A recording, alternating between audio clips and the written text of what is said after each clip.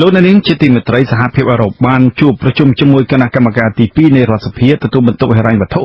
ដើម្បីចង់ដឹងពីរបៀបធ្វើការងារនិងការចាត់ចែងថវិការបស់គណៈកម្មការជំនាញមួយនេះតំណាងរាជគណៈបក្សសង្គ្រោះជាតិដែលចូលរួមកិច្ចប្រជុំនោះរំពឹងថាសហភាពអឺរ៉ុបនឹងផ្ដល់ជំនួយដល់គណៈកម្មការសភាដែលជាប្រយោជន៍ចំពោះការចាត់ចែងនិងគ្រប់គ្រងលើប្រព័ន្ធហិរញ្ញវត្ថុទោះជាជំនួយប្រភេទណាក្តីលោកប្រាជេវរាយការណ៍ព័ត៌មាននេះតំណាងរាជគណៈបក្សសង្គ្រោះជាតិលោកខីវ៉ាន់ដេតថ្លែងប្រាប់ក្រោយកិច្ចប្រជុំថាការស្វែងយល់ពីគណៈកម្មាធិការទី2នៃរដ្ឋសភាពីសំណាក់សហភាពអឺរ៉ុបគឺជាការសិក្សាដើម្បីផ្ដល់ជំនួយរួមមានជំនួយថវិកានិងជំនួយបច្ចេកទេសព្រោះជំនួបនោះសហភាពអឺរ៉ុបសួរលម្អិតពីរបៀបធ្វើការងារទូនីតិនិងសិទ្ធិអំណាចនៃការអនុម័តគម្រោងថវិកានិងសេចក្តីព្រាងច្បាប់ស្តីពីថវិកាជាដើមលើសពីនេះលោកថាគណៈបក្សសង្គ្រោះជាតិនឹងផ្ញើលិខិតផ្លូវការទៅសហភាពអឺរ៉ុបដើម្បីគាំទ្រការផ្ដល់ជំនួយរបស់សហភាពអឺរ៉ុបមកកាន់កម្ពុជាបញ្ហានេះគឺជាបញ្ហាសំខាន់មែនទែនតែអាចថាក្នុងការងារធ្វើគម្រោងថវិកាជាតិច្បាប់ថវិកាជាតិចាំឆ្នាំកន្លងមកក៏ដូចជា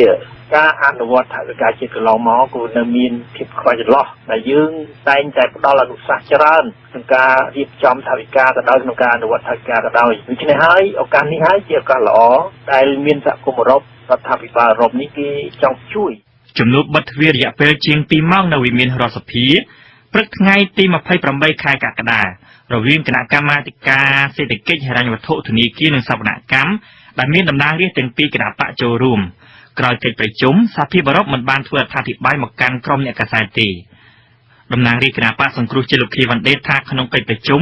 លោកជាមយិបដែលជាប្រធានគណៈកម្មការទី2និងជាតំណាងរាជគណៈបកប្រជាជនកម្ពុជានិយាយតែម្នាក់ឯងមិនបានទុកពេលឲ្យគណៈបកប្រឆាំងនិយាយ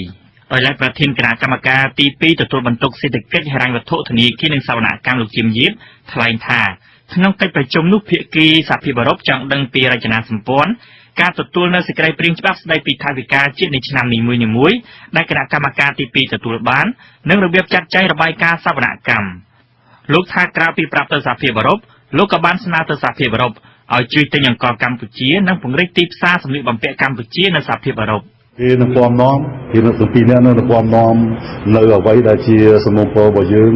ដើម្បីទៅជូនដល់សហគមន៍អឺរ៉ុបឲ្យគេបានយល់ហើយគេនឹងយកប្រសិទ្ធភាពការដែលយើងបានរាយការណ៍ជូននៅអ្វីៗដែលមានការពាក់ព័ន្ធទៅនឹងវិស័យសេដ្ឋកិច្ចនិងហិរញ្ញវត្ថុហ្នឹងទៅជូនឲ្យសហគមន៍អឺរ៉ុបនឹងជ្រាបហើយពិសេសគឺថានៅសំណុំពរប្រមាណដែលខ្ញុំបានលើកឡើង3ដែលបានលើកឡើងសមាជិកគណៈកម្មការទី2នៃរដ្ឋសភាលោកខីវ៉ាន់ដេតដែលចូលរួមក្នុងកិច្ចប្រជុំនោះហើយអាស៊ីសេរីដឹងថាប្រសិនបើសហភាពអឺរ៉ុបផ្ដល់ជំនួយដល់គណៈកម្មការទី2នៃរដ្ឋសភាគឺនឹងធ្វើឲ្យការអភិវឌ្ឍសេដ្ឋកិច្ចរបស់កម្ពុជាចំគោលដៅគឺច្បាស់ជាគេនឹងជួយជំនួយបច្ចេកទេសឲ្យបើសិនតែយើងឆ្លើយថាយើងត្រូវការប៉ុន្តែពុកមិញនេះអាយដាមជំរាបលោកបានឆ្លើយថានៅក្នុងគណៈកម្មការទី2មានសមត្ថភាពគ្រប់គ្រាន់អញ្ចឹងហើយបានជាក្នុងគណៈកម្មការទី2នេះប្រហែលជាមិនមានជំនួយនោះទេប៉ុន្តែខ្ញុំសូមជម្រាបអញ្ចេះគោលដៅធំរបស់សហគមន៍អឺរ៉ុបនឹងមិនមែនត្រឹមតែជួយកែតម្រង់ក្នុងគណៈកម្មការទី2ទេគឺចង់ជួយកែតម្រង់ប្រព័ន្ធហិរញ្ញវត្ថុសាធារណៈនឹងអានេះជាកិច្ចការធំចម្បងតែម្ដងសហភាពអឺរ៉ុបកាលពីខែមិថុនាបានស្នើឲ្យទីភ្នាក់ងារបេសកកម្មក្រៅប្រទេសសហភាពអឺរ៉ុប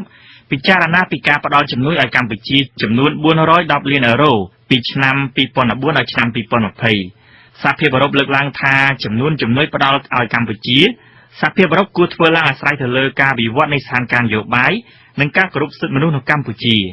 កន្លងមកសហភាពអឺរ៉ុបក៏សម្ដែងការបារម្ភពីស្ថានភាពនយោបាយនៅកម្ពុជាគណៈថ្នាក់ដឹកនាំនិងមន្ត្រីគណៈបកប្រឆាំងព្រមទាំងមន្ត្រីការពារសិទ្ធិមនុស្សត្រូវបានគណៈបកកណ្ដាលអំណាចធ្វើបាបនិងចាប់ខ្លួនដាក់ពន្ធនាគារជាបន្តបន្ទាប់ខ្ញុំប្រាជ្ញាវ៉ាស៊ីសេរីភ្នំពេញ